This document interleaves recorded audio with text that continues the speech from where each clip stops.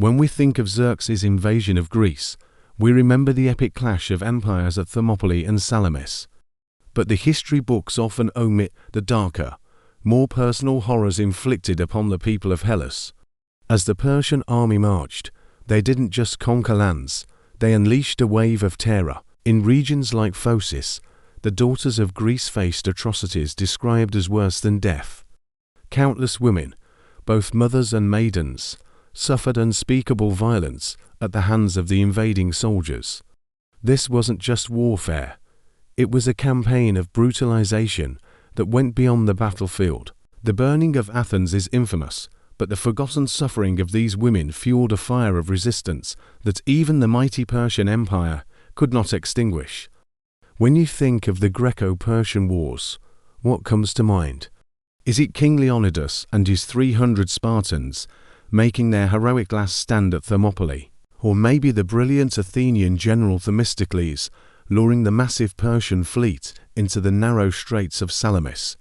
These are the stories of glory, the tales of heroism that have echoed through millennia. But beneath this shimmering surface of battlefield valor lies a much darker, more brutal reality, a story of atrocities, enslavement, and destruction that is often left out of the history books.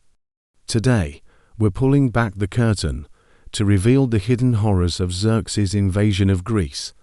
Before the first spear was thrown, the Persian campaign began with a demand for submission. Envoys were sent to Greek city-states demanding earth and water, a symbolic gesture of surrender.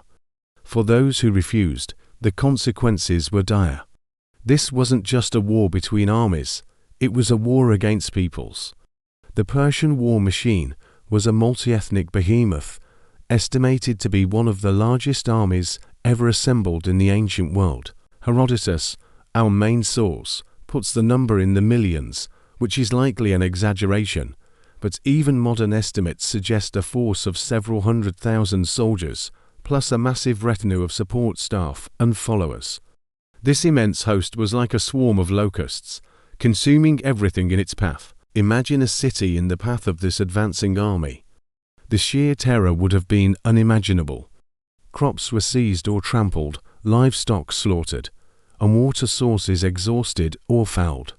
For many communities, the mere presence of the Persian army meant starvation long before a battle was ever fought.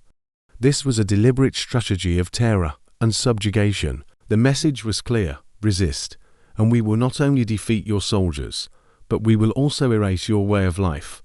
The cities of Thrace and Macedonia, in the north of modern Greece, were the first to feel the full weight of Xerxes' might.